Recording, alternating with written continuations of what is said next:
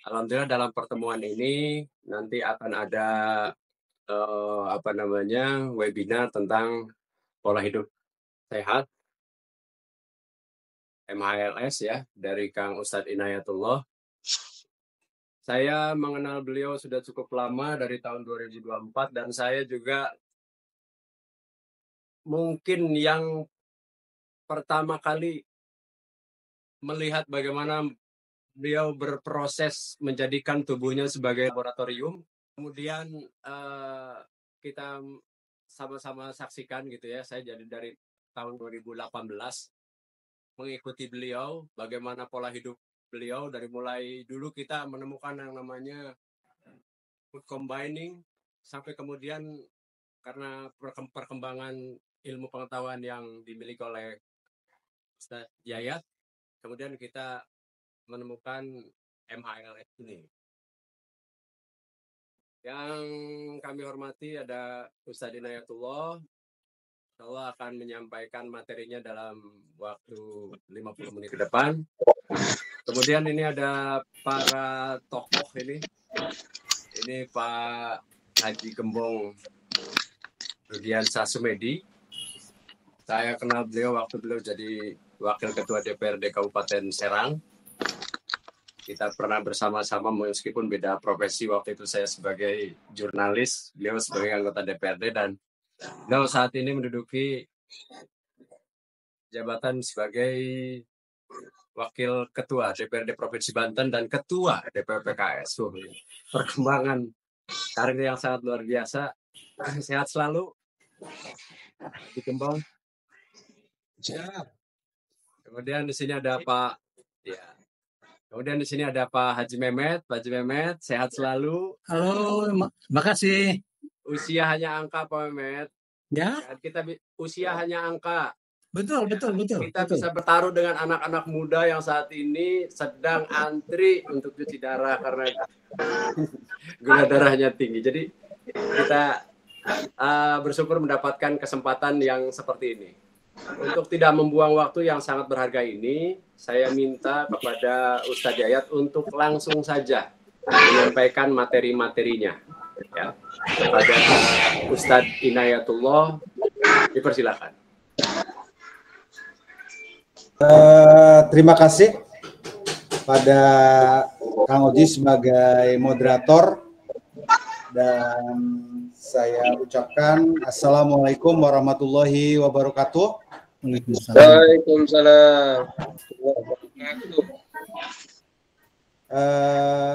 Yang kami hormati Bapak Haji Gembong, yang kami hormati dan kami muliakan juga Bapak Mehmet Hermanto yang telah bersedia berkesempatan hadir pada acara webinar ini. Mudah-mudahan harapannya pada kesempatan malam ini kita bisa berbagi ilmu pengetahuan, berbagi pengalaman, berbagi juga inspirasi.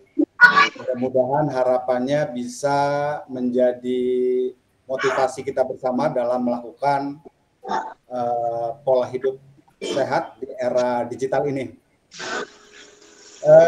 Selanjutnya, menghemat waktu, kita akan coba langsung ke materi. Jelas ya, kelihatan sudah nampak share screen-nya? Sudah. Ya. Ini adalah awal webinar pertama yang kita laksanakan. Mudah-mudahan harapannya bisa berlangsung dengan sukses. Dan kita berharap dari klinik DSH juga ini bisa menjadi kontinuitas 1 bulan 1 kali kita akan coba adakan webinar ini. Webinar ini berkaitan atau bertema tentang pola hidup sehat ala Rasulullah, lifestyle yang digital, itu integrasi antara fitrah, sunnah, dan sains. Nah, pada gambar pertama ini adalah data box, ada 10 penyakit penyebab kematian tertinggi di Indonesia menurut data Organisasi Kesehatan Dunia yaitu WHO. Dan yang pertama itu penyakit yang menyebabkan kematian paling tertinggi adalah stroke, 131,8 kasus dari 100.000 penduduk. Ini data WHO tahun 2019. Mungkin 2025 saya kira pasti meningkat secara statistik. Yang kita ketahui dari 10 ini hampir 70% ini disebabkan penyakit kronis degeneratif. Nah, menurut studi WHO, penyakit kronis degeneratif ini diakibatkan oleh pola hidup yang tidak sehat. Dan kita tahu juga bahwa mayoritas kematian ini disebabkan oleh penyakit kronis degeneratif sekitar 70%.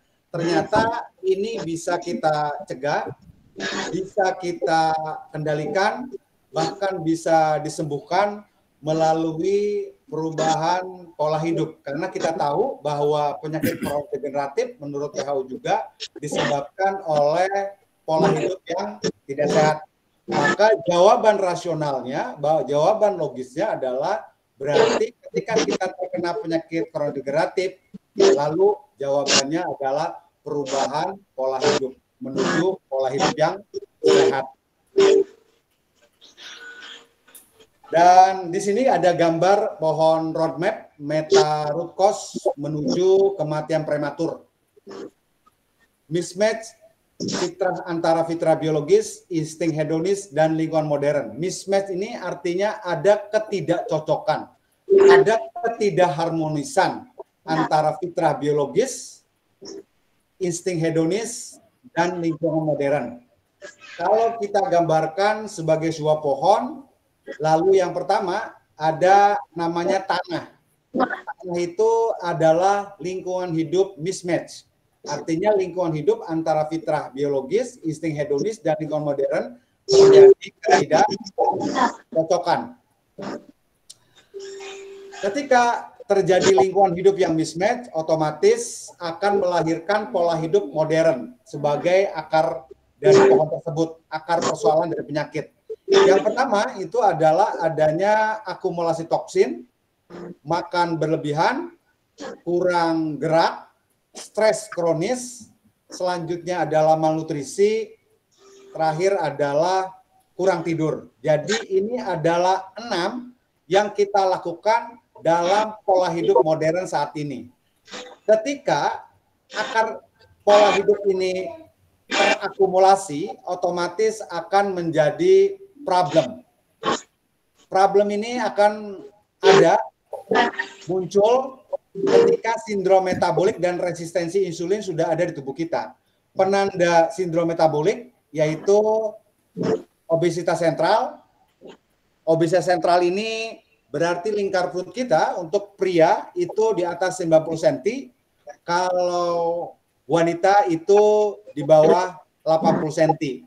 Yang kedua itu hipertensi di atas 140/90, yang ketiga itu hiperglikemia, gula darah puasa sudah di atas 100, HbA1c sudah di atas 5,7%.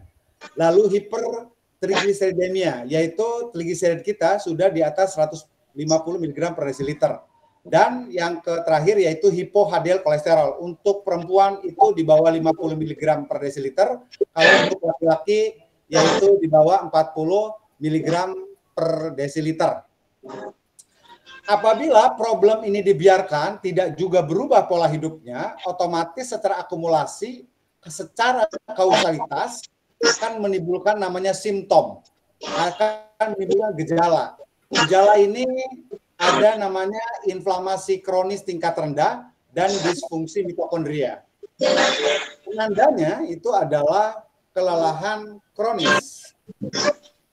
Yang kedua adalah kabut otak, yaitu brain fog. Yang ketiga itu nyeri otot dan sendi. Yang keempat itu dispepsia. Dispepsia itu ada gangguan pencernaan, terutama lambung ke atas. Yang kelima itu ada imunitas menurun. Yang keenam moodnya swing, jadi mooding bisa naik turun. dan juga ada depresi ringan, mulai ada kecemasan, kekhawatiran, ketakutan. Yang ke-7 itu insomnia. Jadi mulai ada gangguan tidur. Yang ke-8 itu migrain dan sakit kepala. Dan yang lain-lainnya. Ini ada sekitar 8 dan lebih banyak lagi penanda-penanda gejala selanjutnya. Kalau dibiarkan tidak ada perubahan pola hidup, maka akan berlanjut kepada namanya disease. Disease ini adalah penyakit. Satu, akan sering terjadinya infeksi patogen pada tubuh kita. Yang kedua, ada diabetes tipe 2, penyakit jantung, stroke, kanker, gagal ginjal, autoimun, PCOS. Jadi, ketika ini simptom dibiarkan akan menimbulkan disease, lalu kemudian kalau ini dibiarkan, jangka panjangnya otomatis secara kronik akan mengalami namanya kematian prematur. Jadi belum waktunya mati atau belum ternyata meninggal dunia, sudah meninggal dunia duluan. Jadi ini adalah pohon roadmap yang menggambarkan dari mulai akar sampai buah.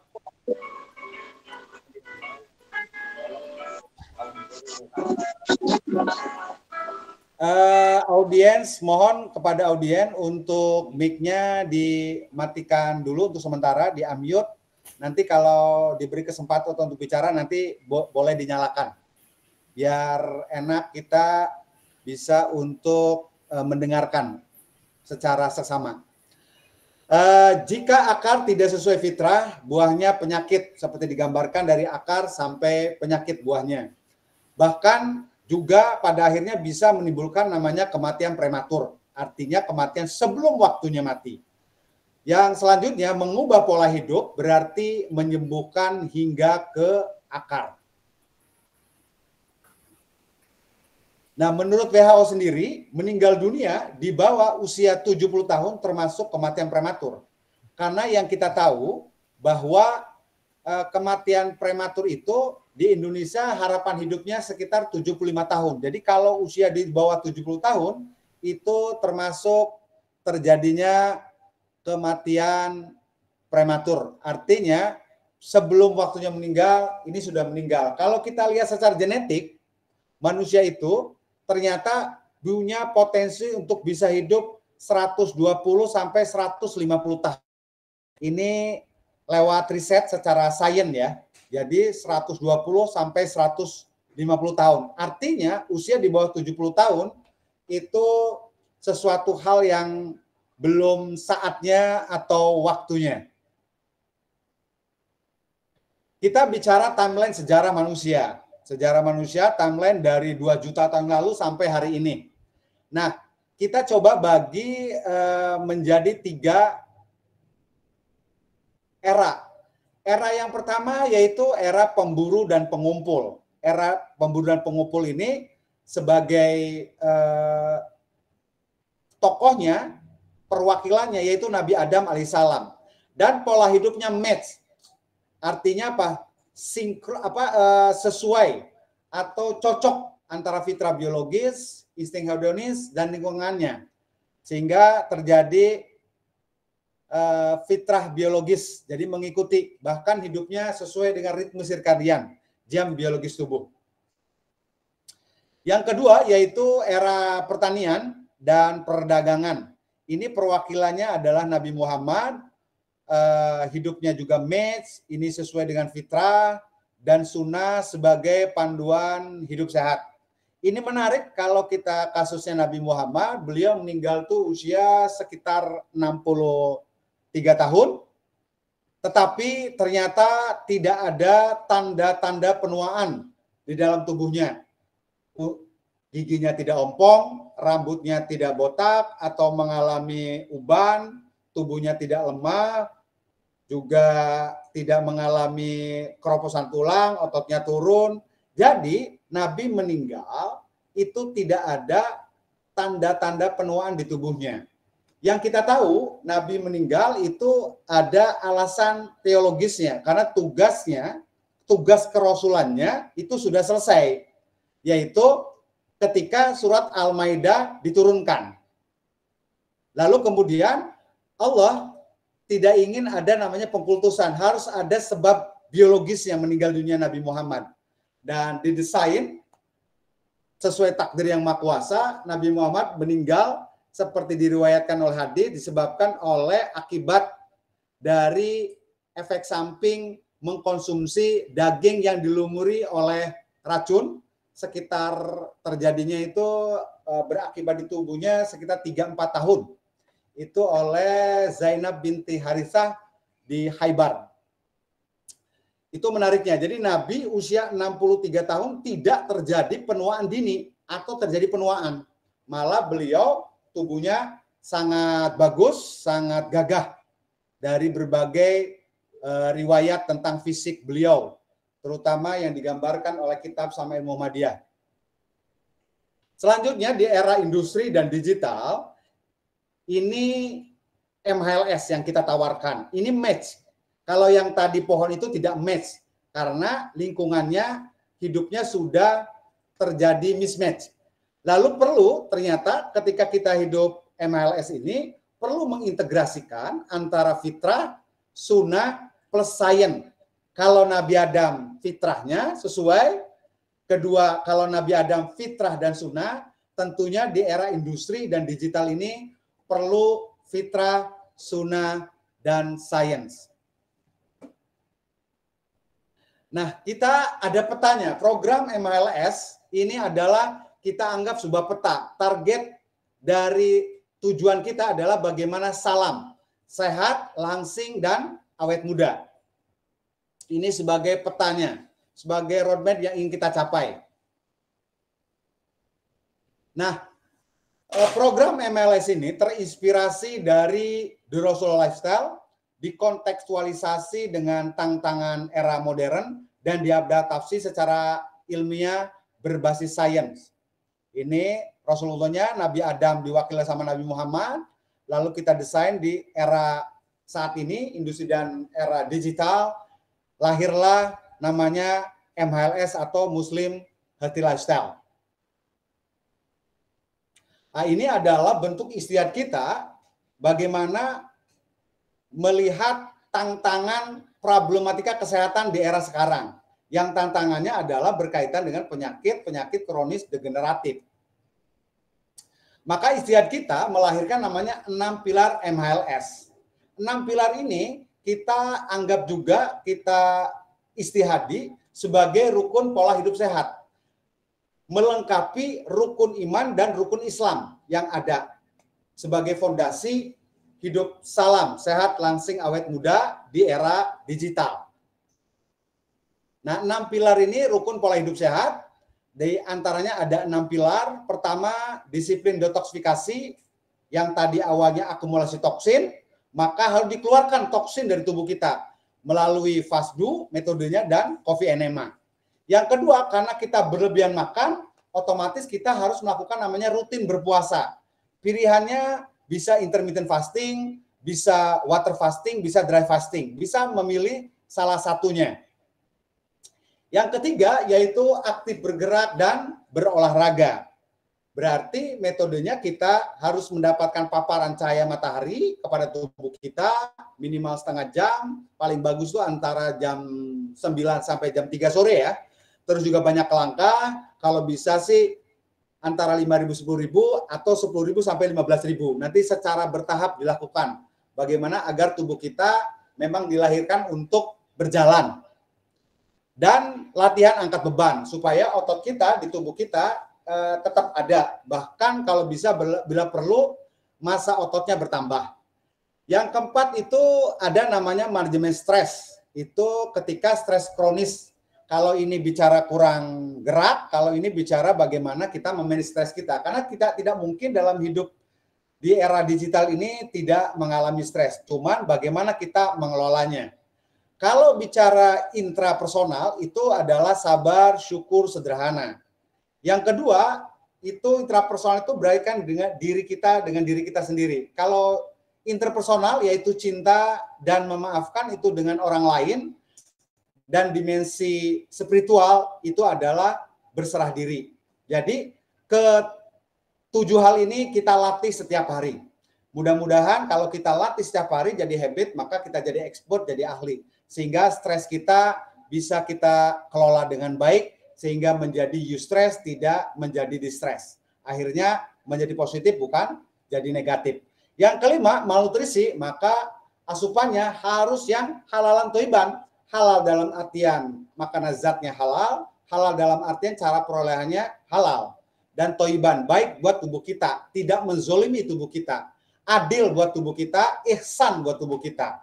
Ini ada oksigen, air, garam, dan protein hewan. Ini dia harus dimasukkan ke dalam tubuh kita untuk kebutuhan tubuh kita, agar tubuh kita tetap menjadi sehat.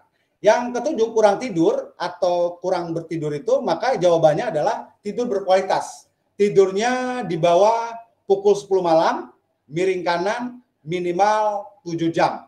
Apabila rukun pola hidup ini dilakukan atau 6 pilar MHLS dilakukan setiap harinya, kesehatan tubuh kita itu menjadi sebuah keniscayaan. Nah, ternyata yang menariknya bahwa kita punya hipotesis tubuh kita itu memiliki penyembuhan. Jadi kita punya tombol penyembuhan di dalam tubuh kita. Tinggal bagaimana kita nyalakan tombol tersebut. Lalu bagaimana menurut MHLS cara untuk menyalakan tombol penyembuhan?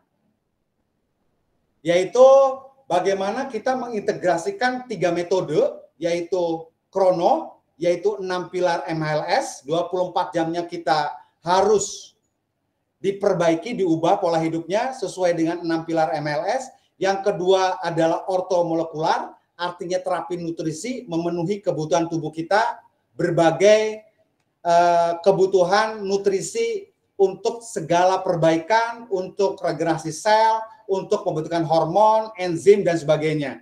Sehingga tubuh tidak mengalami malnutrisi, mengalami kecukupan nutrisi. Dan ketiga yaitu metabolisme. Metabolismenya kita ubah dari metabolisme glikolisis yang menggunakan glukosa sebagai sumber energi menjadi ketosis, menggunakan lemak sebagai sumber energi, yaitu ketosis terapeutik. Baik pada saat puasa menggunakan lemak tubuh kita, body fat kita, pada saat kita makan menggunakan lemak dari asupan makanan kita.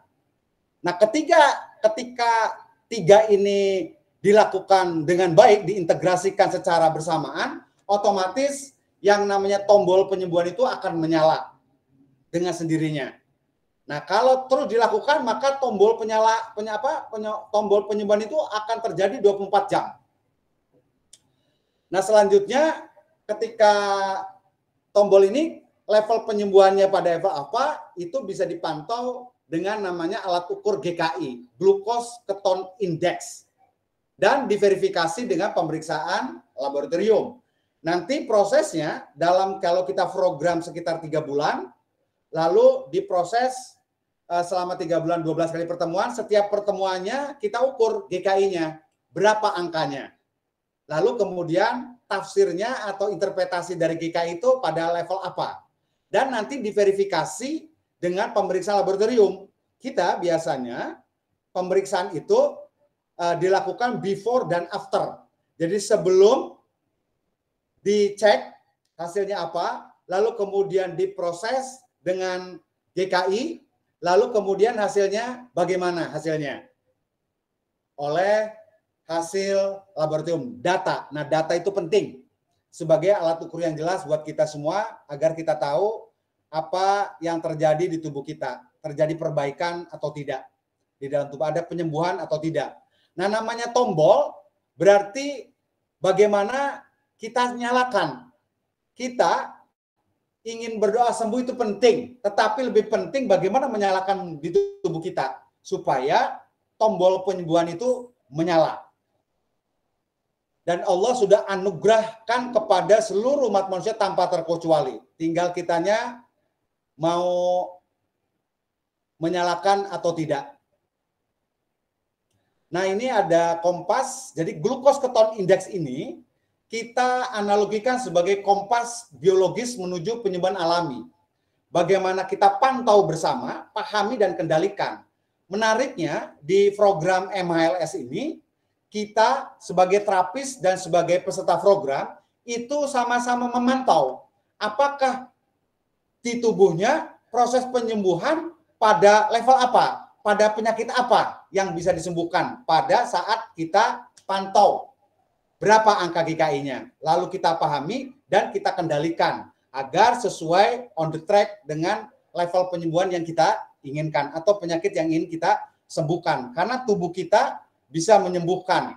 Kalau bahasa agama likulidain dawaun, bahwa semua tanpa terkecuali bisa disembuhkan. Kalau ada hadis bilang kecuali kematian, yaitu tidak bisa kita sembuhkan. Nah, rumusnya itu rumus GKI, glukos terbaca miligram per desiliter dibagi 18 dibagi dengan keton terbaca adalah milimol.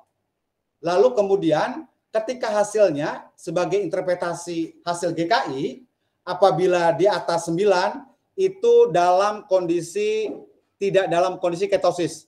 Jadi hampir sama setiap orang seperti orang modern sekarang yang hanya menjalani kehidupan normal modern dengan diet karbohidrat tinggi. Yang kedua yaitu 6 sampai 9 yaitu ketosis tingkat rendah. Jadi ketosis tingkat rendah ini manfaatnya, aplikasinya yang diperoleh adalah untuk penurunan berat badan atau pemulihan kesehatan. Kalau angkanya 6 sampai 9 itu manfaat yang diperoleh oleh tubuh adalah penurunan berat badan atau pemulihan kesehatan. Insya Allah ikhtiarnya menjadi sehat, tetap terjaga, termaintain dengan baik. 3 sampai 6 itu ketosis tingkat sedang, itu bagi mereka yang menderita diabetes tipe 2 dan obesitas, resistensi insulin, gangguan metabolik, termasuk diantaranya hipertensi atau endokrin, atau ada gangguan hormonal di tubuh kita. Berarti tubuh kita akan menyembuhkan dengan angka GKI 3 sampai 6. Lalu yang 1 sampai 3 itu ketosis tingkat terapeutik yang tinggi. Itu bagi mereka yang menggunakan ketosis untuk terapeutik, pengobatan penyakit seperti kanker, epilepsi, Alzheimer, Parkinson, cedera otak traumatis, autoimun, dan penyakit inflamasi kronis. Jadi ini juga bisa disembuhkan ketika syaratnya terpenuhi 1 sampai 3. Nah, kalau di bawah 1 itu ketosis tingkat terapeutik tertinggi. Ini sangat sulit dicapai kalau tanpa pengawasan dokter atau profesional kesehatan. Jadi, tubuh kita bisa menyembuhkan segala penyakit, terutama penyakit kronis degeneratif. Jadi, jangan khawatir, tubuh kita sangat cerdas dalam menyembuhkan penyakit yang ada di tubuh kita. Tinggal nyalakan tombol penyembuhannya. Nah, seperti yang disampaikan bahwa dalam program MHLS itu ada syarat ketentuan yang harus dicapai. Jadi ada 5 syarat sukses program MHLS. Yang pertama yaitu memiliki keyakinan, niat, dan alasan kuat untuk sembuh dan sehat. Jadi yang pertama harus memiliki keyakinan dulu, niat dan alasan kuat untuk sembuh dan sehat. Yang kedua, memiliki pikiran yang terbuka dan berkembang. Jadi harus open-minded dan growth mindset. Karena ilmu pengetahuan itu berkembang. Yang ketiga, memiliki amunisi yang lengkap, taat protokol, dan menikmati prosesnya. Yang keempat itu memenuhi angka GKI, glukos keton indeks yang dibutuhkan. Yang tadi sebelum slide ini dibuka tadi. Ketika pada level kita memiliki penyakit apa, maka GKI harus sesuai. Ketika sesuai, kesembuhan itu menjadi sebuah keniscayaan. Yang kelima, disiplin dan konsisten menerapkan 6 pilar MHLS. Jadi, untuk sembuh itu harus disiplin dan konsisten. Karena dengan kita disiplin, otomatis kita membebaskan diri kita. Jadi, disiplin itu yang menarik, tidak bicara membelenggu, tapi membebaskan. Ketika kita disiplin dan konsisten menerapkan 6 pilar MHLS, maka sebenarnya kita membebaskan tubuh kita dari segala penyakit kronis degeneratif. Itu menariknya. Jadi tinggal ikuti dan penuhi 5 syarat sukses program MHLS, maka kesembuhan itu menjadi sebuah keniscayaan. Tanpa niat yang lurus, ilmu yang tepat, disiplin, dan konsistensi, maka pola hidup sehat hanya jadi wacana, bukan kenyataan. Jadi kita niat yang lurus dalam mengikuti ini, supaya kesembuhan, kesehatan tetap berada di tubuh kita, tidak pergi dari tubuh kita. Nah, ada 7 parameter metabolik. 7 parameter metabolik itu, yang pertama lingkar perut maksimal 0,5 kali tinggi badan. Kalau tinggi badan kita 160 berarti 80. Ini tidak mengenal perempuan laki-laki, tidak mengenal suku bangsa manapun. Jadi ukuran ini universal. Tetapi kalau kita ukuran di Indonesia, orang Asia, kalau dispesifikan, kalau perempuan itu dianggap normal di bawah 80, kalau laki-laki di bawah 90. Yang kedua 80 cm, 90 cm.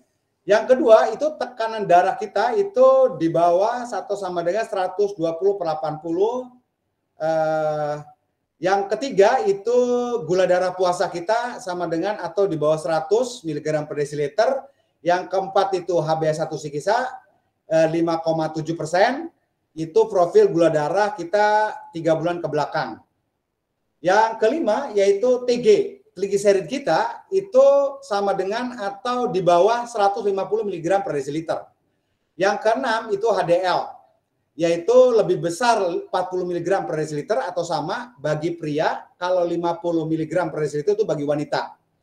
Dan yang ketujuh, poin 1 sampai 6 dicapai tanpa obat apapun. Tubuh kita yang meregulasi sendiri, tubuh kita yang mengatur sendiri tanpa ada intervensi obat apapun. Jadi tubuh kita independen melakukan pengaturan metabolisme di tubuhnya. Sehat itu pakai ukuran, bukan pakai perasaan. Nah, ini penting karena kebanyakan orang hanya menggunakan feeling saja, menggunakan perasaan saja. Kayaknya saya sehat, saya tidak sakit, padahal kita harus untuk tahu bahwa sehat itu ada ukurannya. Para ahli sudah merumuskan ini adalah salah satu kriteria parameter, 7 parameter kesehatan metabolisme kita.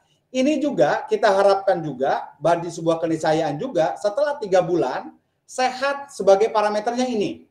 Dari ke-7 ini insya Allah kalau syarat ketentuannya dipenuhi, 5 syarat sukses itu dipenuhi, ini menjadi keniscayaan. 7 poin ini bisa terchecklist dengan baik. Jadi sehat itu sekali lagi harus pakai ukuran, bukan pakai perasaan. Perasaan saya bisa sehat, padahal ternyata tubuhnya sudah meronta-ronta. Tubuhnya sudah mengalami kesakitan, sudah banyak gejala-gejala di tubuh kita. Ini kita coba bedakan antara pengobatan konvensional dengan pengobatan holistik. Pengobatan konvensional itu berorientasi penyakit, kalau pengobatan holistik itu orientasinya adalah kesehatan. Kalau pengobatan konvensional berpusat pada dokter, kalau pengobatan holistik berpusat pada pasien. Kalau pengobatan konvensional berbasis farmasi, kalau pengobatan holistik berbasis pola hidup, nutrisi, dan metabolisme.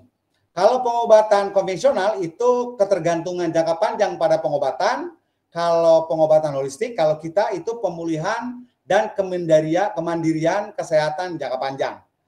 Yang selanjutnya, pengobatan konvensional itu pada akhirnya lebih mahal, karena bisa mungkin puluh juta, mungkin ratus juta, tergantung tingkat kedaruratan apa pada tubuhnya.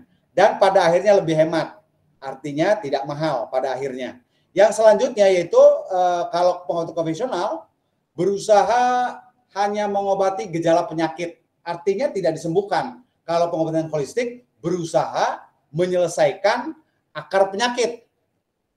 Yang selanjutnya yaitu pengobatannya khusus penyakit tertentu. Kalau pengobatan holistik merawat seluruh tubuh, dan pengobatan pengobatan konvensional itu pasien diperlakukan sama. Kalau pengobatan holistik pendekatannya disesuaikan dengan kebutuhan dan terjadi secara kesatuan yang utuh, tidak parsial. Penyembuhan sejati itu dimulai ketika kita menyelesaikan akar penyakitnya. Kalau kita analogikan seperti api. Jadi apinya yang dibereskan, bukan sekedar meredam gejalanya atau asapnya. Jadi harus apinya, harus akarnya. Kalau tidak, maka akan terus terjadi berbagai kerusakan di tubuh kita, terjadi degenerasi, penurunan fungsi-fungsi organ-organ tubuh kita. Kalau kita analogi dengan rumah, ketika rumah kita bocor, yang kita selesaikan bukan hanya air yang jatuh di lantai yang kita pel dan kita bersihkan. Kalau terjadi hujan kembali pasti bocor lagi. Maka harusnya genteng yang bocor dibereskan. Itu adalah pengobatan secara holistik. Artinya menyelesaikan akar penyakitnya atau apinya. Bukan hanya sekedar meredam gejalanya atau asapnya. Nah, bukti penyembuhan nyata. Jadi bagaimana kita buktikan? Tadi kan ide gagasannya. Sekarang ada nggak bukti secara data? Nah, kita buktikan penyembuhan nyatanya. Kita sebagai studi kasusnya ini adalah diabetes ya. Nah, ini adalah before-nya. Pada diabetes, kasusnya ini, yang pertama itu adalah HbA1c-nya 14,2. Normalnya itu di bawah 5,7. Gula darah puasanya sudah 361. Gula darah puasanya sudah, rata-rata 3 bulan gula darahnya setiap harinya 361. Kalau gula darah puasanya 154, artinya sudah tinggi. Insulin puasanya 7,09, HOMA IR-nya 2,7. Dan ini HOMA IR itu untuk mengetahui ukuran resistensi insulin ya. IR itu insulin resisten. Ini sebenarnya angka 4 ini sudah sangat tinggi. Harusnya 2 standarnya. Di bawah 2 paling bagus. HOMA betanya itu 28. Berarti sudah terjadi kerusakan pada wilayah sel beta pankreas penghasil insulinnya. Dayanya 300 PA, lalu kita lihat prosesnya. Nah, prosesnya ini kita lihat penandanya. Mohon maaf untuk peserta webinar, saya mohon di-unmute dulu sebentar. Nanti kalau diberi kesempatan bicara, boleh dinyalakan kembali. Mohon maaf untuk peserta webinar untuk meng-unmute mikrofonnya ya. Jadi dari proses ini ternyata muncul angka 4,84. Jadi 4,84 ini adalah rata-rata dari pertemuan pertama sampai pertemuan 12. 4,84. Ketika 4,84 ini adalah ketosis tingkat sedang. Antara 3 sampai 6. Jadi karena kasusnya diabetes, kita lihat ini bisa untuk menyelesaikan penyakit diabetes tipe 2. Lalu kita coba lihat afternya setelah 3 bulan pertemuan. Dan alhamdulillah ternyata setelah pertemuan ke-12 dicek HbA1c-nya 5,3%. Jadi sembuh karena HbA1c yang diabetes itu di atas 6,5. Yang normal di bawah 5,7. Ini 5,3. Sudah terjadi penyembuhan. Kedua juga rata-ratanya udah jauh. Tadi 361, ini sudah 105. Termasuk juga gula darah puasa 78, insulin puasa 6,9, HOMA IR-nya 1,3. Dan HOMA beta terjadi perbaikan sampai 166 yang tadinya angkanya 28. Jadi terjadi pemulihan luar biasa. Ini adalah bukti penyembuhan nyata.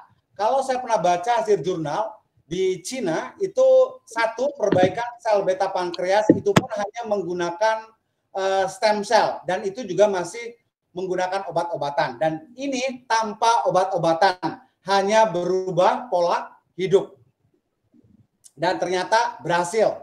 Sementara yang ada adalah bahwa diabetes mellitus itu adalah penyakit yang tidak bisa disembuhkan.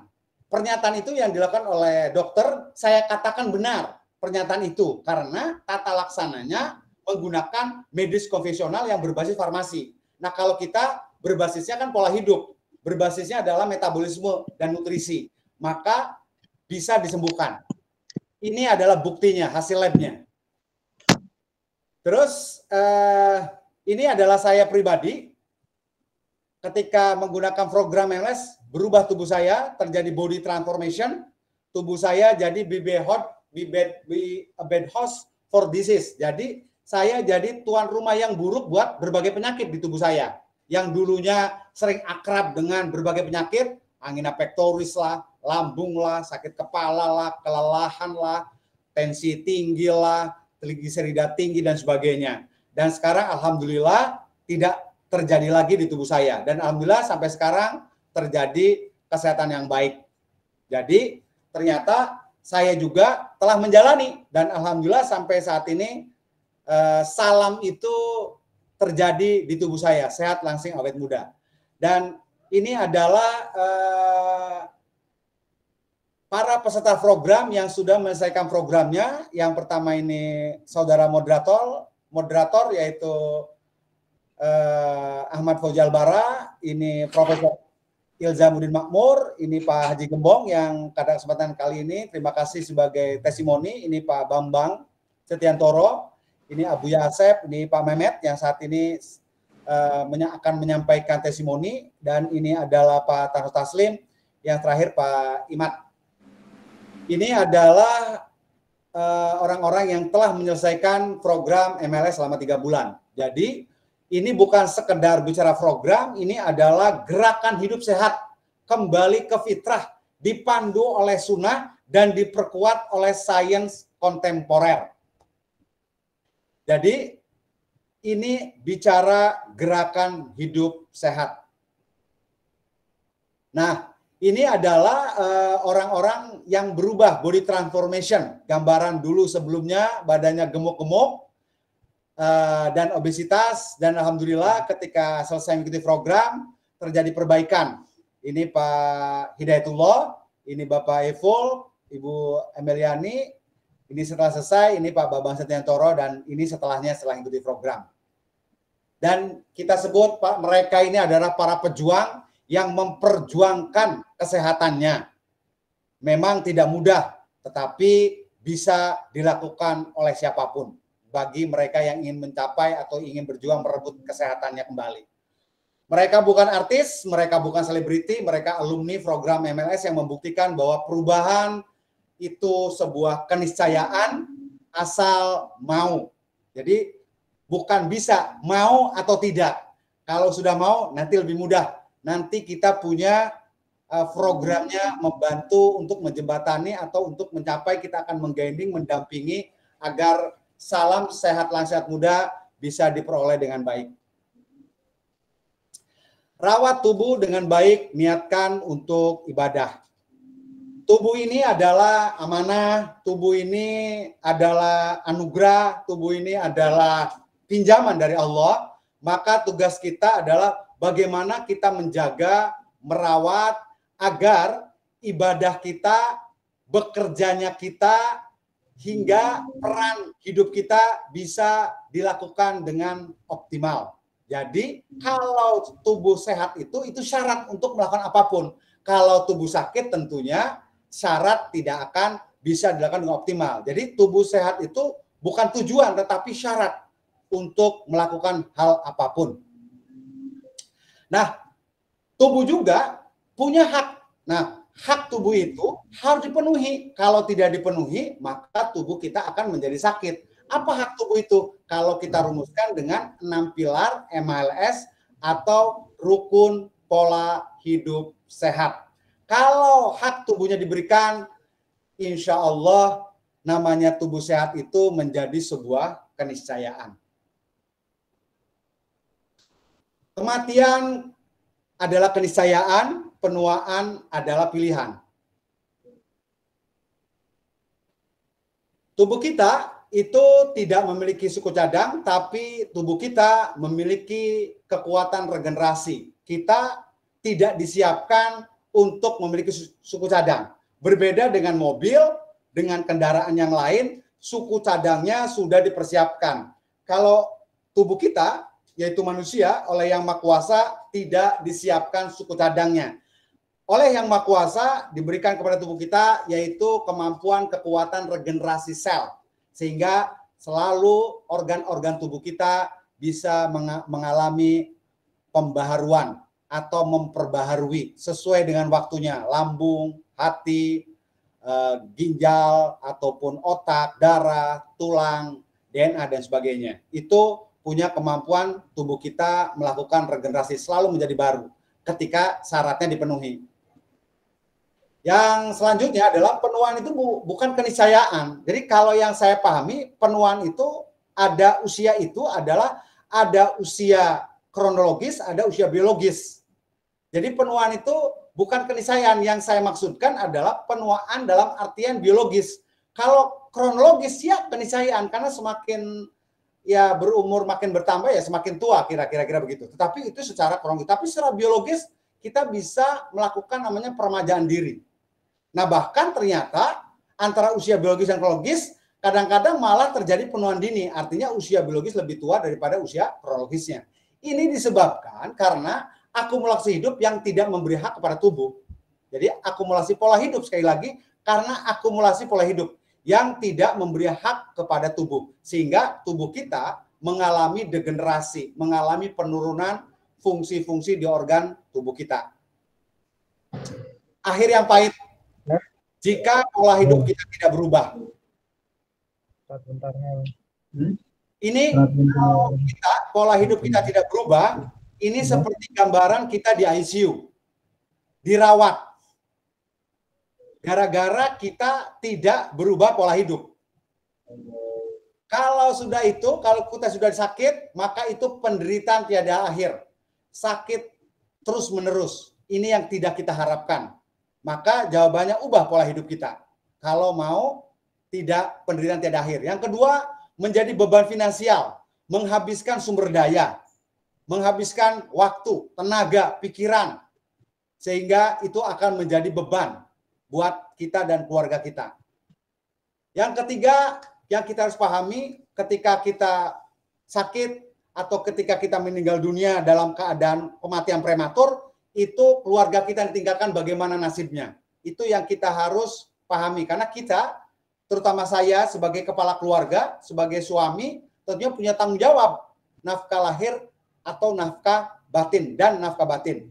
Jadi ini penting kita sebagai keluarga, kita mungkin siap mati buat anak dan istri kita sebagai laki-laki, tetapi anak dan istri kita ingin kita hidup bersama mereka, membersamai mereka. Ketika mereka masih kecil sampai dewasa, menikah, bahkan mereka sampai punya anak. Kita jangan sampai ya tidak membersamai selama perjalanan hidup anak-anak kita terutamanya. Yang keempat yaitu mengalami umur panjang dan sakit. Ini yang tidak kita harapkan. Dan produktivitas pasti tidak ada ketika kita sakit. Dan ini sebuah penderitaan. Yang kita inginkan adalah ketika berubah pola hidup, umur kita panjang dan kita sehat. Ini akan menjadi kebaikan luar biasa kalau umur kita panjang dan sehat. Kebermanfaatan kita, produktivitas kita akan lebih banyak bisa dilakukan. Menurut kita penyakit kronodegeneratif akibat pola hidup, bukan takdir. Jadi kalau takdir rata-rata orang genetik ya. Kalau saya sih penyakit kronodegeneratif itu karena pola hidup. Jadi genetik mungkin ada, itu hanya 5-10% dan ternyata penyakit kronodegeneratif itu karena ketika pola hidupnya diubah, maka otomatis ya hidup kita akan sehat. Makanya kita tidak adil kalau kita berubah pola hidup sehat masih tetap sakit. Mentang-mentang bapak ibu kitanya diabetes, kita diabetes. Dibuktikan dari tadi, ketika tadi awalnya diabetes berubah menjadi sehat, diabetesnya sembuh. Tugas kita adalah berikhtiar. Yang penting benar. Kesembuhan dan kesehatan adalah by design, bukan kebetulan.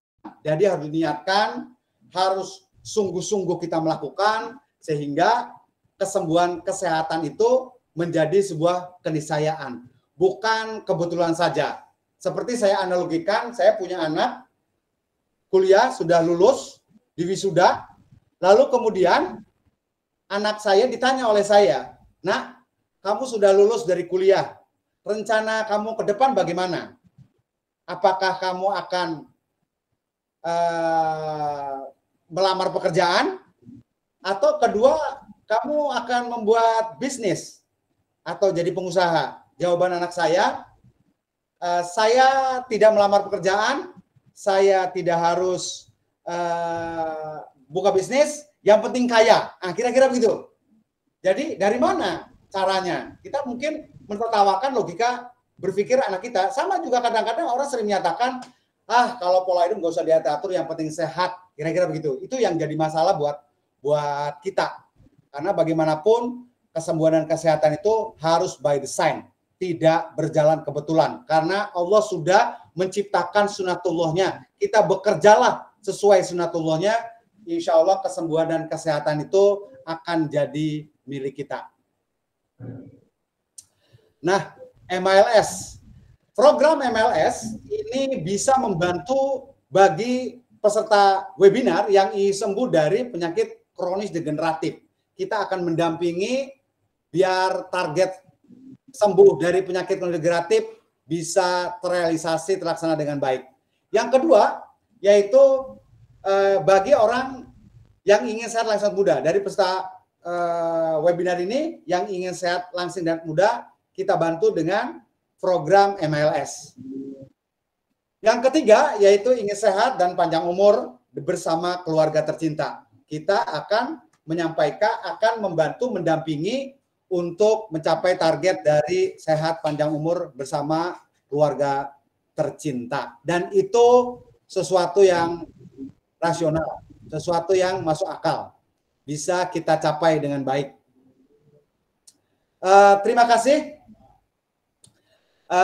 Jangan tunda perubahan itu, sehat itu pilihan, dimulai dari sekarang, dari Sifa Holistik.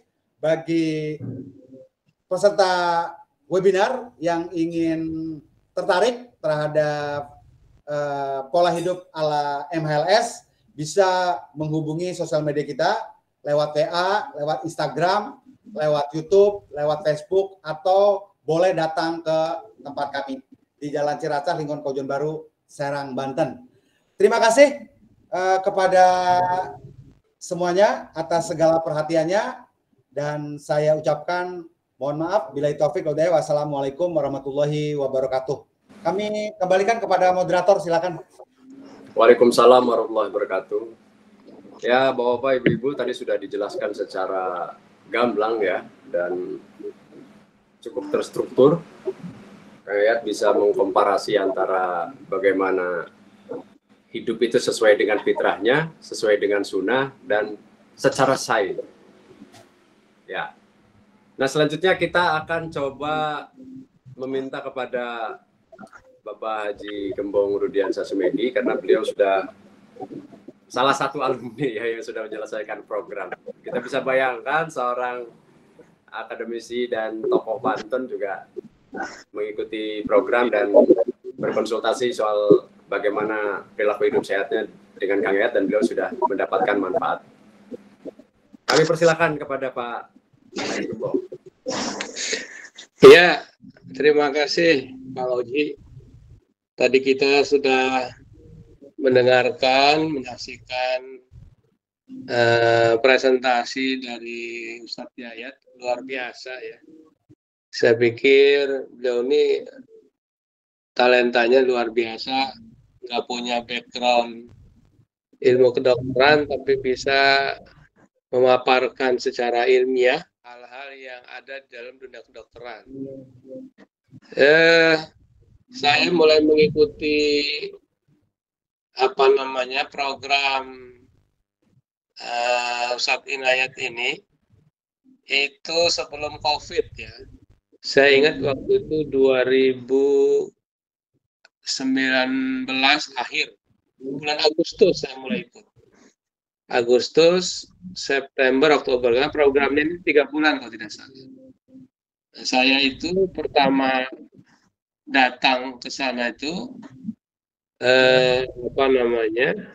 sebetulnya ingin ini aja melangsingkan badan begitu ya, tapi setelah dicek ternyata ya kalau gula darah saya merasa tidak ada masalah waktu itu, cuma ketika dicek, wah ini Pak Gembong udah prediabetes sih, mau kaget juga saya. Wah, ternyata ada istilah prediabetes juga ya. Nah makanya Ya sudah, dari situ saya putuskan saya ikut program ini. Sempat shock juga awalnya. Kenapa? Karena memang nggak boleh makan nasi dulu gitu kan. Apa bisa saya kan? Nah, cuma saya karena punya tekad yang kuat, saya ingin sehat gitu ya. Ya awalnya ingin langsing gitu, tapi setelah itu berarti sehat. Langsing itu bonus gitu ya. Alhamdulillah saya coba pagi-pagi minum cuka apel, apa nggak sakit perut, saya pikir kan. Cuka apel dengan garam. Tapi alhamdulillah semua saya lewati, saya tekuni, bahkan ingat saya ketika saya kunjungan keluar kota, waduh ini nanti makan siangnya gimana? Waduh, saya bawa itu, saya cuka apel, garam Himalaya, tak bawa sama PCO, dibawa di mobil kalau kemana-mana, ya kan? Maksudnya belum waktunya makan, saya ganjel pakai VCO gitu. Alhamdulillah 3 bulan. Jadi di bulan November itu badan saya yang awalnya 74 kilo turun sampai 62 kilo, jadi 12 kilo dalam waktu 3 bulan. Nah, cuma memang kurangnya saya dulu, saya tidak sertai dengan angkat beban, jadi kelihatan tubuh saya kuyuk ya, kayak orang habis sakit gitu tuh. Bahkan ketua dewan dulu ya, yang sekarang jadi gubernur, Pak Andresoni, waduh, Pak Gembong nggak cocok, badannya kurus begini, masa ketua partai kurus katanya. Waduh. Sejak itu tuh kan, ya udah, saya mulai angkat beban. Walaupun angkat beban waktu itu nggak langsung ya, nggak rutin. Baru rutin angkat beban nih 2-3 bulan terakhir ini aja nih. Gitu. Nah, ada hal yang sangat menarik waktu itu. Begitu kondisi kesehatan saya itu meningkat ya, saya merasa lebih fresh, walaupun orang-orang bilangnya saya sakit gitu karena kurus gitu ya, tapi saya merasa lebih enak, badan enteng gitu kan, naik tangga tuh kayaknya cepet banget gitu kan. Biasanya waktu badannya 74 itu udah berat banget naik tangga. Nah, kita ada COVID kan kalau nggak salah tuh bulan Maret ya, bulan Maret itu COVID, terus puncak-puncaknya bulan apa waktu itu ya, Juni tak apa waktu itu, lupa saya. Nah, saya rasanya terserang juga tuh COVID, cuma saya diam-diam aja kan, saya nggak mau periksain ke rumah sakit, udah saya ngurung aja di kamar itu, ngurung di kamar, minum VCO aja sama minyak kayu putih yang alhamdulillah 3 hari kayaknya udah sehat nih.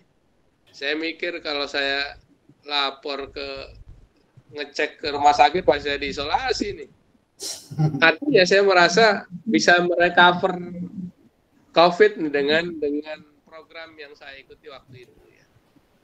Dan saya juga cukup sedih juga waktu itu karena adik saya meninggal kena COVID ya, nggak sempat saya ajak. Padahal adik kandung saya itu ya rasanya penyakitnya nggak ini sama kayak saya lah, ada hipertensi gitu ya, yang degeneratifnya hipertensi sama ya agak gemuk juga sama saya persis lagi. Cuma ya itu alhamdulillah saya bisa melewati masa-masa kritis itu dengan dia sedikit ini. Saya minum VCO udah istirahat, alhamdulillah recovery cepat. Nah, adik saya nggak ketolong. Nah, poinnya adalah saya katakan nih luar biasa metode yang disampaikan oleh Ustaz Yayat ini. Bahkan sampai saat ini saya meskipun udah berapa tahun, 2019 saya ikut, sekarang 2025 ya, 6 tahun masih walaupun suka cheating ya nih Ustaz ya. Ya, siap. Kadang Ya udah nggak kayak dulu lagi tuh. Tapi Iya, masih ini terngiang-ngiang ajaran ayat itu ya. Olahraganya, angkat beban, termasuk juga menjaga pola makan. Saya kalau sekarang mau makan tuh udah bisa milih ini jangan, ini jangan. Jadi merasa lebih terkontrol. Saya sarankan pada Bapak Ibu yang hadir di webinar ini, jangan ragu, jangan khawatir dengan program yang ditawarkan oleh Satya itu luar biasa ya. Meskipun saya juga agak kaget juga waktu itu, masukin kopi ke dubur nih, gimana nih, kan? Alhamdulillah gitu. Saya nikmati, alhamdulillah, dan terbukti. Dan banyak juga nih teman-teman saya yang ikutin saya hadir di sini sampai sekarang masih komitmen. Sekali lagi terima kasih Ustaz Yayat yang ya sama-sama Pak Ji. Membekali pengetahuan ini sehingga saya lebih care lagi terhadap masalah kesehatan nih. Terima kasih. Assalamualaikum warahmatullahi wabarakatuh. Waalaikumsalam warahmatullahi wabarakatuh. Wah, luar biasa ya pengalamannya. Sampai lolos dari COVID, Pak. Itu bulan Juni, Pak. Bener, Pak? Itu bulan Juni, itu Omikron masuk dan hampir setiap jam ada pengumuman di musola, Pak. Iya, betul. Karena untuk komorbid itu memang Omikron rada luar biasa. Alhamdulillah nih ada Pak. Aduh, kucing. Ada Pak Mehmet udah masuk lagi, Pak. Udah di restart HP-nya, Pak. Ya, Pak Mehmet, kami persilakan juga untuk menyampaikan apa pengalamannya gitu ya. Dari ketika memulai program, kemudian saat ini yang dirasakan, Pak. Apakah ada perubahan atau bagaimana? Ya, silakan Pak Mehmet.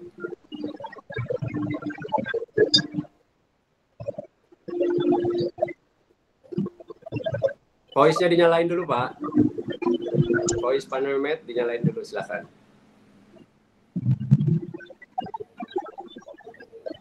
Masih di mute Pak Mehmet.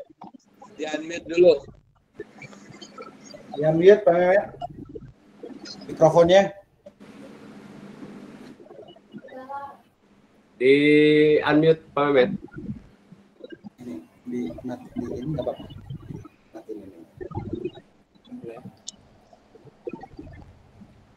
Nggak apa-apa. Halo Pak Mehmet. Pak Mehmet.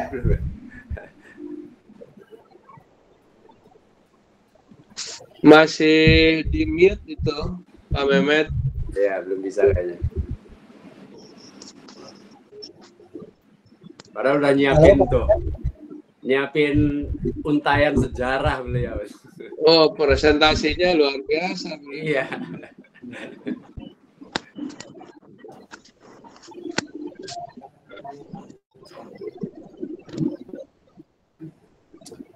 Di grup Pak Mehmet WA aja Pak, diambil di grup di WA yang ini WA aja WA. Gimana Kang Ustadz, apa ada yang coba dikomunikasikan dulu sama Pak Mehmet, lagi coba dihubungi dulu ya. Sudah siap?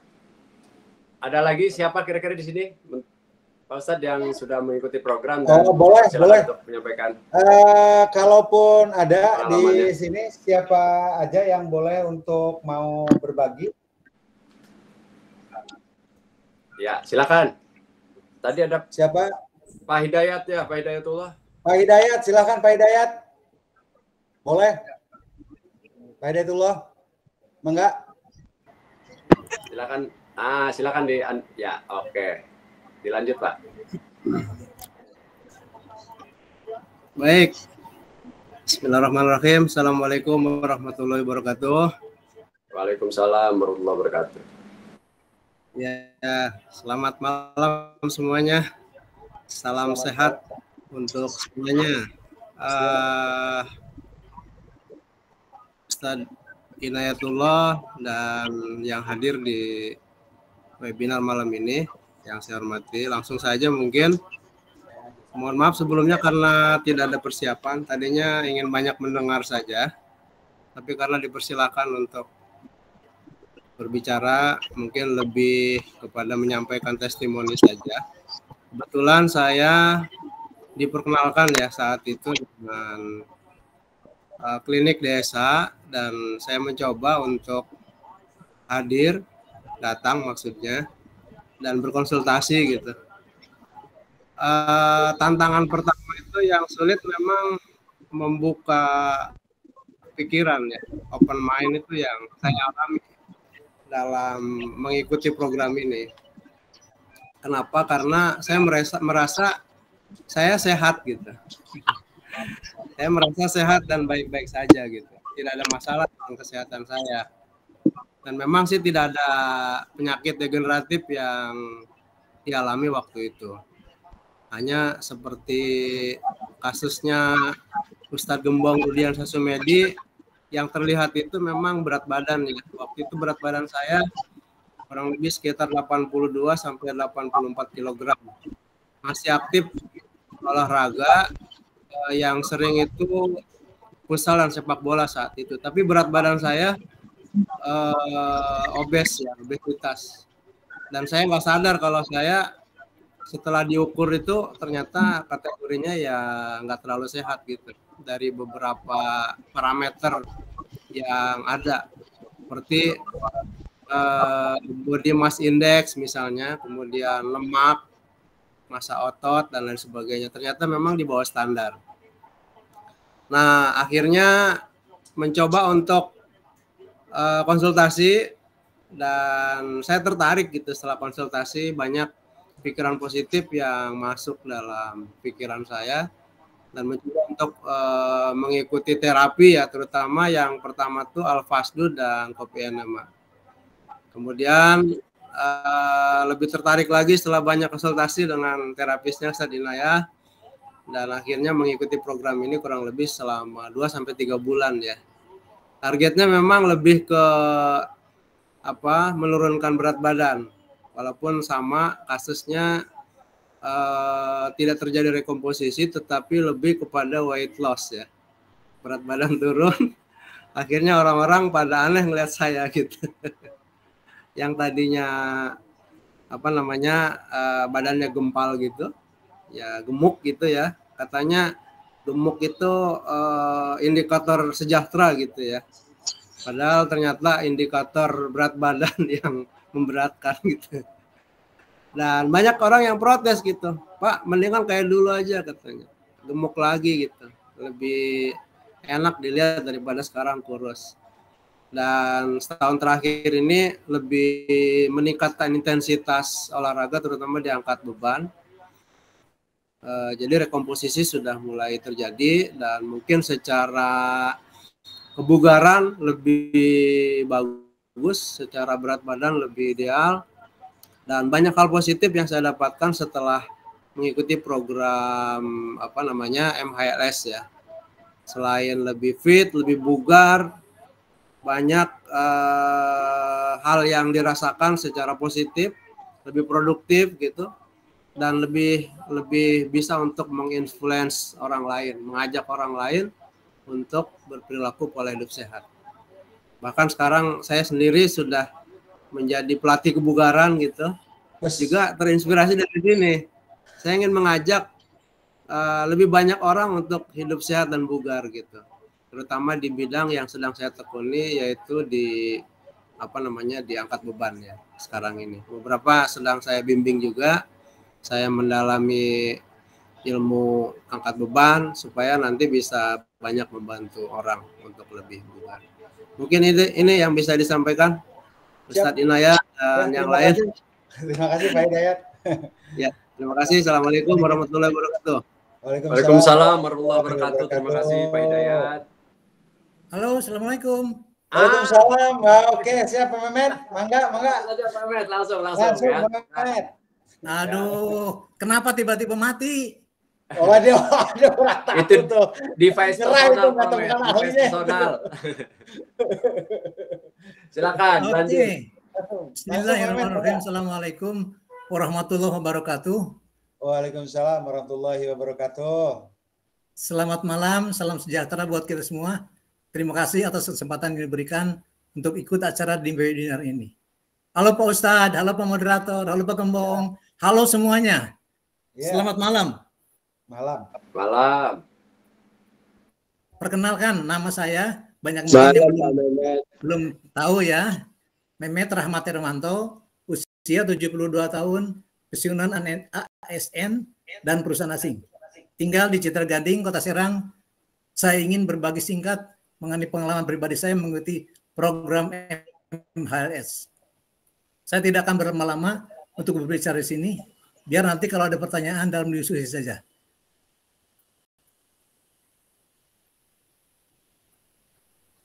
Dulu saya pengidap diabetes. Kondisinya cukup memprihatinkan. KB1C saya 6,7. Gula darah saya 180. Berat badan 88. Tingkat perut 90. Sejak Maret 2020 saya mengikuti program. Ini sudah lama sekali ya. Maret 2020 bayangin. Sudah 5 tahun nih. 5 tahun ya. Secara disiplin, hasilnya luar biasa. Ini HB1C saya turun menjadi 5,4. GDP saya di bawah 100. Berat badan saya 70. Tingkat perut saya 80. Trigliserida saya 102. Kolesterol saya HDL-nya 45. Tekanan darah 134/61, jantung 64. Dan masih banyak data klinis lainnya yang menunjukkan hasil yang positif. Ada pertanyaan sekarang, kenapa kita sering sakit? Karena pola hidup atau lifestyle lah kita yang keliru. Pola makan tinggi karbohidrat, stres, kurang tidur, minim olahraga, serta terlalu bergantung pada obat. Semua itu menumpuk menjadi racun dalam tubuh. Untuk itu, MHLS menawarkan solusi nyata, mengubah cara pikir, memperbaiki cara hidup, dan kembali pada keseimbangan alami tubuh. Semua perubahan ini saya capai tanpa obat-obatan, hanya dengan mengikuti protokol pola hidup sehat MHLS yang berbasis fitrah, sunnah, dan sains. Secara singkat saya bisa katakan, terapi program MHLS sangat bagus dan berhasil, khususnya dalam mengobati diabetes saya. Saya ingin titip pesan, jika kamu ingin menjalani hidup yang lebih baik, mulailah dengan mengubah cara berpikirmu. Niatkan dengan sungguh-sungguh untuk berubah, ikuti MHLS, insya Allah ada jalan kesembuhan. Barakallah. Berapa MHLS? Assalamualaikum warahmatullahi wabarakatuh. Sebentar Pak Mehmet. Tadi kan baru mengungkap data. Ini yang saya rasakan aja. Dulu saya hampir setiap minggu dikerok, Pak.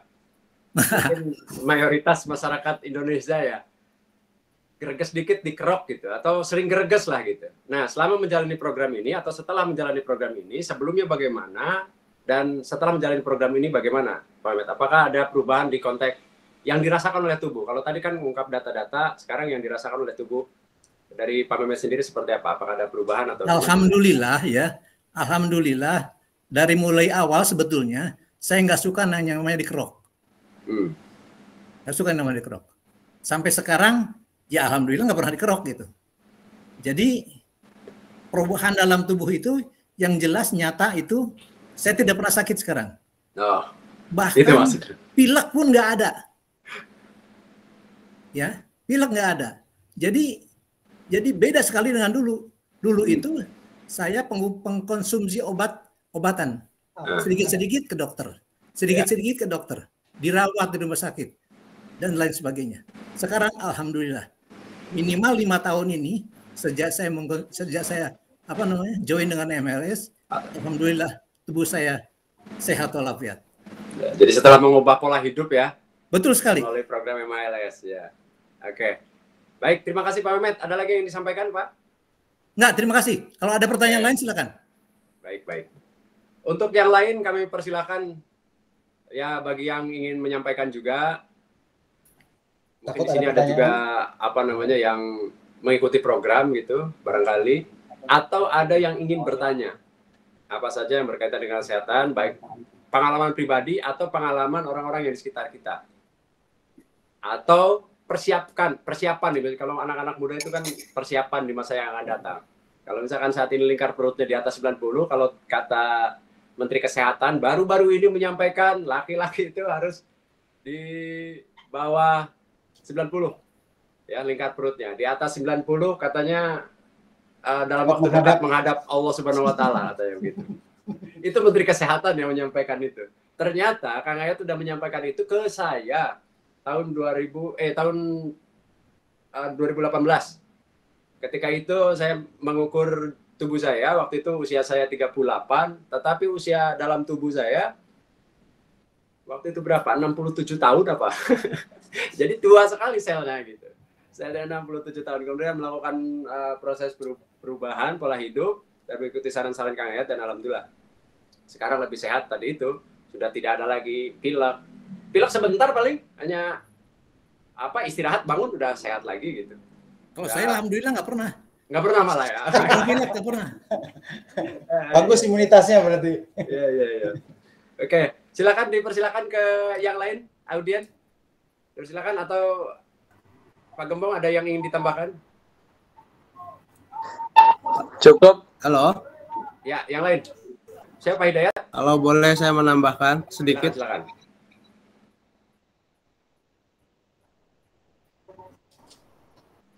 Silakan Pak Hidayat. Silakan. Iya. Baik. Sedikit saja menceritakan pengalaman yang sangat krusial ya tentang bagaimana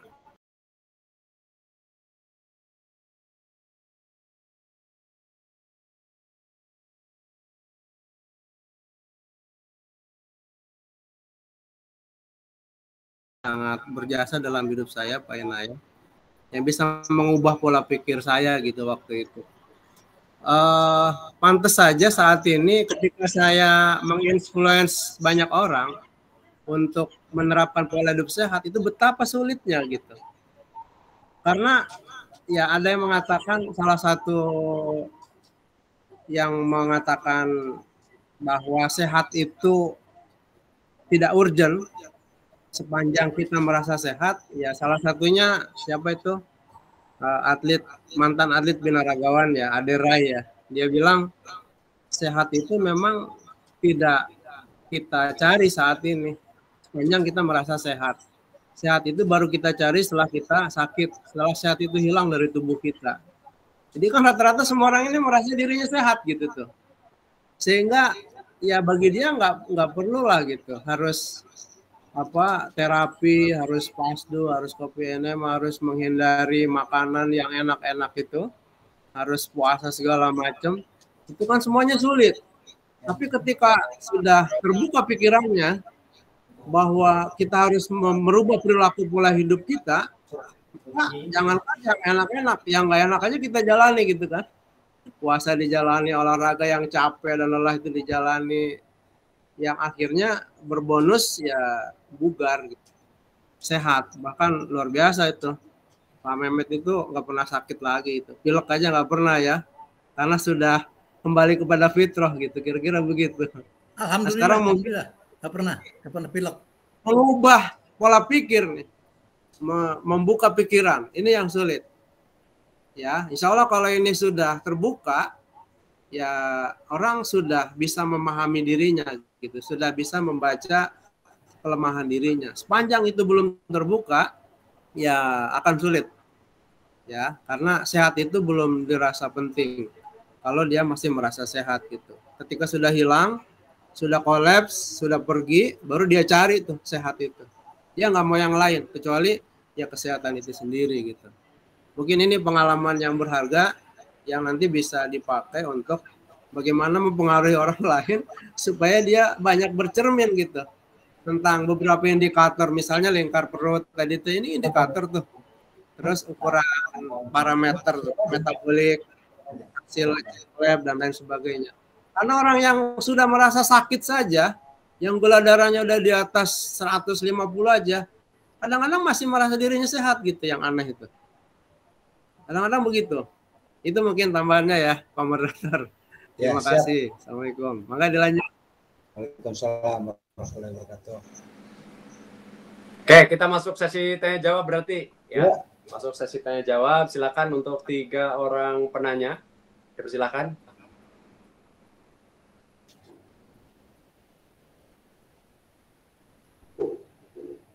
Yuk.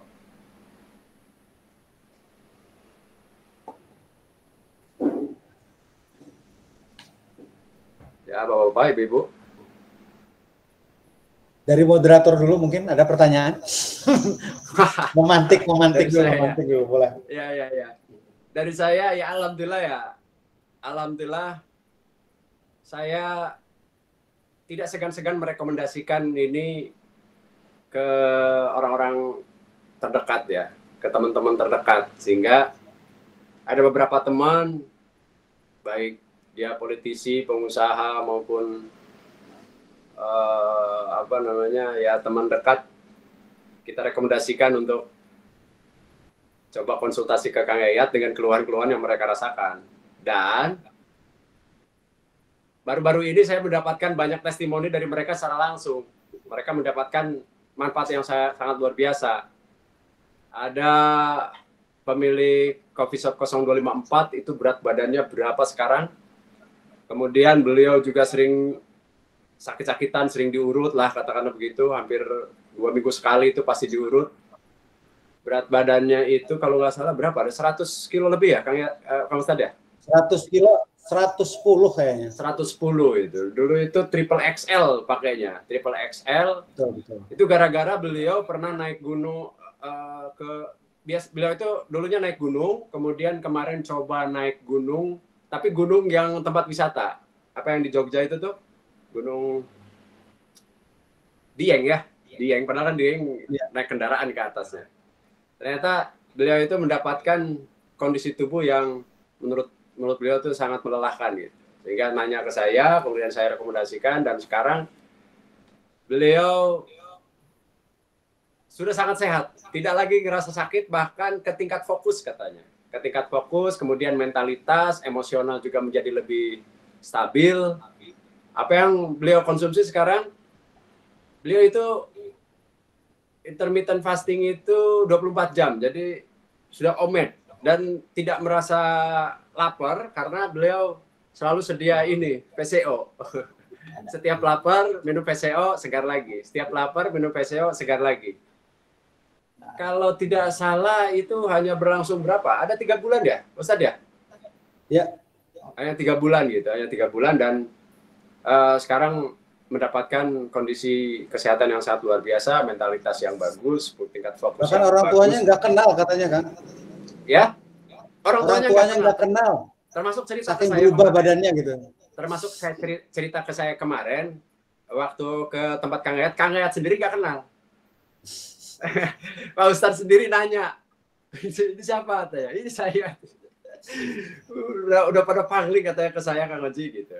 Ya, saya bilang alhamdulillah lah. Artinya saya melihat dari orang-orang yang di sekitar saya itu adalah salah satunya ya, namanya Haji Yudi, kemudian ada lagi Bang Samsir gitu kan yang sekarang lagi menunaikan ibadah suci, baru terbang dan baru tiba di Mekah. Kemudian ada juga yang orang Ciwandan itu, Ibu siapa? Itunya Hajiwat itu? Ibu Haji Rohayah. Bu Haji Rohayah gitu kan.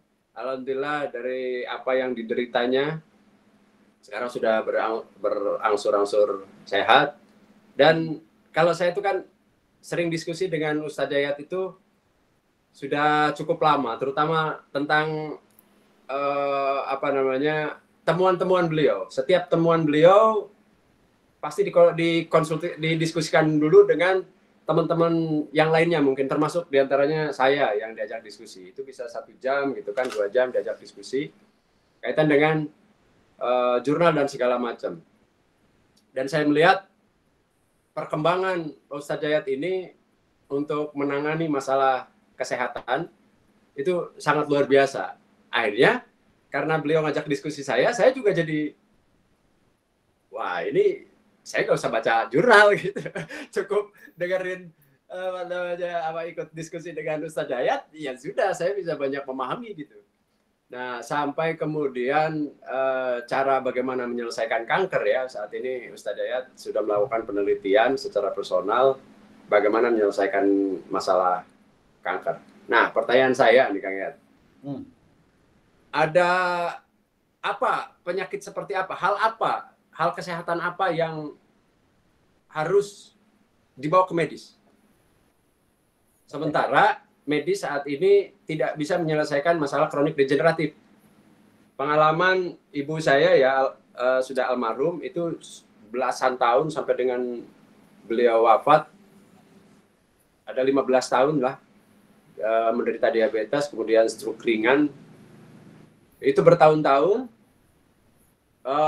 dibawa ke medis beberapa kali dengan mengkonsumsi obat-obatan yang kadang-kadang kasihan gitu kan, ngelihatnya minum obat lagi, tapi menderita lagi, minum obat lagi, menderita lagi, tidak selesai-selesai. Apa sih, penyakit apa sih gitu yang penanganan pola hidup, dan penyakit apa yang penanganan medis? Mungkin itu aja, Ustaz. Ya, terima kasih. Kalau yang saya pahami bahwa memang kita ke medis itu kita beruntung sebenarnya di era di mana medis itu teknologinya canggih, bagus. Jadi kalau zaman dulu itu belum ada medis secanggih ini, yang jadi problem itu ketika terjadi kegawat daruratan. Contohnya terjadi kecelakaan. Maka itu memang dibawanya ke unit gawat darurat, ke rumah sakit, ke medis konvensional. Artinya kalau yang saya pahami, kita tidak anti medis sebenarnya. Tetapi kita harus bijaksana menempatkan sesuatu sesuai dengan tempatnya. Kalau dunia medis itu yang saya pahami, berikan porsinya yaitu berkaitan tentang masalah kedaruratan. Kalau penyakit-penyakit di luar kedaruratan, saya kira bisa diselesaikan dengan pola hidup kita. Contoh, ya kalau kita diabetesnya sudah gawat dan hilang kesadaran, bawa aja ke rumah sakit dulu. Kalau sampai hilang kesadaran, lalu sudah sadar, baru berubah pola hidup. Kalau kembali ibaratnya, maka otomatis karena kita sudah pahami, medis konvensional itu kan hanya bicara tentang manajemen gejala aja, simptomnya aja yang ditekan. Tetapi akar persoalannya ya tidak diselesaikan. Itu yang harus dipahami. Jadi gawat daruratan saja kalau saya. Kalau tidak gawat darurat, maka bisa kita lakukan ubah pola hidup. Sama juga ketika penyakit-penyakit ibaratnya yang menular, ya kalau tidak sampai gawat darurat, ya tubuh kita kan memiliki kemampuan imunitas yang baik seperti contoh Pak Mehmet tadi, pilek aja nggak pernah, berarti imunitasnya bagus. Berarti flu itu kan sudah dikenali oleh tubuh kita. Tubuh kita membuat namanya sel imun adaptif. Sehingga sel imun sudah diproduksi, sudah disiapkan, sudah ada ibaratnya tulisan ininya, apa tuh namanya, menunya. Nanti langsung dilempar. Kalau memang sudah biasa kita berkenalan dengan virus atau bakteri masuk ke tubuh kita. Tubuh kita ini kan sudah sangat canggih ya, kira-kira gitu. Jadi sekali lagi, kalau bicara penyakit kronis degeneratif, dunia medis konvensional tidak akan bisa menyelesaikan. Dia hanya pada wilayah kedaruratan. Saya begitu tuh. Hanya kedaruratan saja. Kecelakaan, mungkin kehabisan darah, hal-hal darurat aja. Makanya di depan rumah sakit itu adalah unit gawat darurat atau ICU. Selain itu, kita harus berubah pola hidupnya. Kalau kita sudah ada penyakit kronis degeneratif. Kira-kira gitu Kang Oji. Baik, Ustadz. Kayak ada lagi yang mau bertanya? Iya, saya bisa menambahkan sedikit ya. Oh, silakan Mehmet. Iya, jadi menurut analisa saya, pandangan saya, kendala masyarakat itu sekarang itu kelihatannya di biaya. Ya. Biaya, karena apapun juga pasti ada biayanya. Cuman mereka tidak sadar atau lupa bahwa dengan berobat ke dokter atau dengan berobat ke rumah sakit, itu pun juga biaya. Bahkan mungkin jauh lebih besar dibandingkan dengan biaya yang harus dikeluarkan di klinik MHLS. Nah ini bagaimana cara untuk merubahnya gitu, merubah atau memberikan pandangan kepada mereka bahwa sebetulnya biaya rumah sakit itu lebih besar lagi. Silakan. Ya, memang yang harus dipahami ternyata ini juga mindset juga yang tadi disampaikan oleh Pak Hidayat ya. Problem mindset. Jadi orang pengennya datang langsung sembuh. Jadi cespleng kira-kira gitu tuh. Itu menjadi kendala bagi orang-orang yang memang mindsetnya belum terbuka. Kedua, dianggap bahwa itu akan membatasi persoalan masalah pola makan. Makan kita kan yang kita harapkan bagaimana tubuh kita itu menjadikan lemak menjadi sumber energi. Ketika sesuatunya dibatasi, mereka juga kadang-kadang belum tentu mau. Gitu. Seperti yang disampaikan oleh Pak Hidayat juga, ada urgensi tidak terhadap kesehatan. Nah, seperti juga tadi di slide itu ada namanya istilahnya pengobatan konvensional dan pengobatan holistik, itu ada pointer berkaitan tentang masalah biaya. Akhirnya di posisi konvensional itu lebih besar. Dan ini lebih, dalam artian lebih hemat. Persoalannya adalah kadang-kadang yang jadi masalah memang persoalan biaya ini bagi orang-orang yang memang tidak memiliki kemampuan ya. Harusnya pemerintah sih sebenarnya yang harus ikut membantu. Cuman kan problemnya ya nanti ada Pak Gembong di sini ya, mungkin bisa memberikan solusi juga. Karena kan kita memang tidak lepas dari sebuah sistem. Bahkan yang namanya BPJS juga yang memang harus terkait dengan pengobatan medis konvensional, kira-kira gitu tuh. Tetapi kalau kita pikir bahwa bicara tubuh kita, ini kan akan murah ketika kita memahami begitu berharganya tubuh ini. Berapa coba harga ginjal tubuh kita kalau kita jual? Berapa harga jantung kalau kita jual? Berapa harga mata kita jual? Kita juga punya kendaraan. Berapa sih setiap bulan dianggarkan untuk servis rutinitas mobil kita, kendaraan kita? Itu pasti mahal. Padahal kalau dipikir-pikir, antara tubuh kita dengan yang namanya kendaraan, pasti lebih mahal kendaraan dengan kalau merawat tubuh, kira-kira gitu tuh. Kebanyakan orang kalau ditanya, contohnya makan protein nabati mahal, kata saya murah. Karena akan menimbulkan sakit, kedua kebutuhan tubuh, masa sih buat tubuh kita aja pelit, kira-kira gitu Pak. Jadi memang problem biaya ini memang harus ada solusi.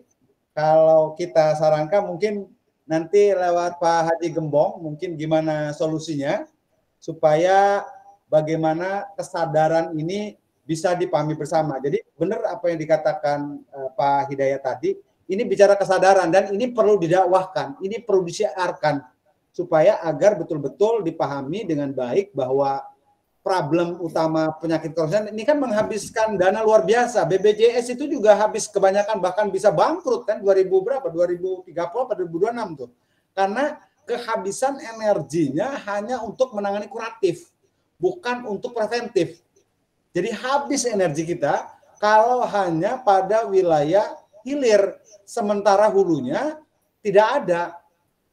Jadi ini penting gitu, terutama nih Pak Haji Gembong, mohon direspon gitu gimana caranya bentuk perlu penyadaran kepada masyarakat, diberikan ruang agar kesadaran ini tidak hanya milik beberapa gelintir orang. Makanya kita juga mengadakan seminar webinar ini dalam upaya untuk penyadaran. Persoalan orang mau ikut program atau tidak itu tidak menjadi fokus utama, tetapi bagaimana kesadaran ini penting untuk dilakukan. Karena sehat itu ya syarat segala-galanya, kira-kira gitu tuh. Saya kira begitu, Pak Mehmet. Iya, Jadi makasih. kesadaran. Ya, mohon kepada Pak Gembong sebagai ini, mohon responnya kira-kira gitu tuh. Nah, ini respon yang menular namanya ini. Bagus ini. Silakan. Pak Gembong, silakan. Iya, jadi kalau bicara ini agak ini ya, apalagi kita kalau bicara urusan obat-obatan, ujung-ujungnya ke bisnis ini gitu. Jadi tidak bisa di ini rantainya terlalu panjang, Satya. Ya, siap. Iya kan? Masalah urusan ini nih apa ekonomi nih. Apalagi Retail ini sekarang urusan dalam urusan perang retail dan komoditi lah, supply demand. ini. Iya, supply demand. Jadi ketika kita menawarkan produk yang nggak ada profitnya buat mereka, pasti dengan segala cara mereka akan menolak. Ya.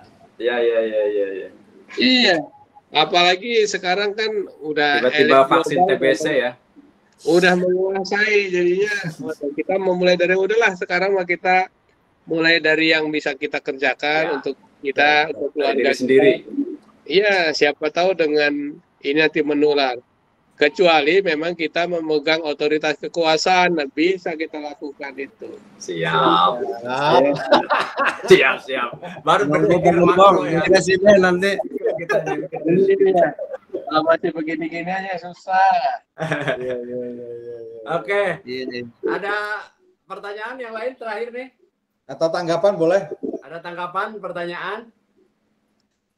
Silakan. Kita ada survei itu kan untuk webinar. Oh ya. Ada di chat ya. Jadi nanti ada Google Form ya di chat ini. Silakan nanti diisi, di-download kemudian di-download ya Kang ya. Ya, Bisa diisi. Bisa Ya, silakan diisi. diisi. Ini sebagai apa namanya? Sebagai feedback lah. Kira-kira feedbacknya apa kaitan dengan webinar ini. Dan jika feedbacknya bagus dan dirasa penting untuk terus dilakukan, mungkin Pak Ustadz Dayat terus melakukan proses ini gitu untuk tadi itu kampanye positif lah ya. Ya. Kampanye positif. Silakan dikirimkan, ada Kang Taal di situ ya. Ya, ada Kang Taal. Sudah dikirim? Sudah ada di chat. Sudah ada di chat. Baik, kalau sudah dikirimkan dan sudah ada di chat, saya mengucapkan terima kasih atas kesediaan Ustadz Dayat ini untuk menyampaikan misi-misi positif, karena hidup kita itu cuma ada 3 katanya. Yang pertama, bertahan hidup. Ya, bertahan hidup itu dalam konteks bertahan hidup dalam konteks sehat, bukan bertahan hidup dalam konteks sakit. Kita bisa makan, kita bisa minum, kita bisa ada nutrisi yang memenuhi kebutuhan sel tubuh kita, sehingga sel tubuh kita itu bisa melakukan regenerasi dengan baik. Itu yang pertama. Yang kedua, mendapatkan kemudahan hidup. Sekarang ini kita mendapatkan kemudahan hidup, termasuk kita nggak perlu ketemu Ustadz Dayat langsung ini untuk mendapatkan materi-materi hebat ini. Karena sekarang sudah dimudahkan oleh dunia gitu ya, melalui program digital, sehingga kita bisa melakukan seminar-seminar yang sifatnya jarak jauh seperti sekarang. Yang terakhir adalah mendapatkan ketenangan hidup. Jadi ada 3 hal itu. Ada bertahan hidup, kemudahan hidup, dan ketenangan hidup. Bahwa dokter juga melakukan hal yang sama sebenarnya. Apa? Mencegah kematian. Cuma banyak yang tidak tercegah. Karena edukasinya hanya medicine.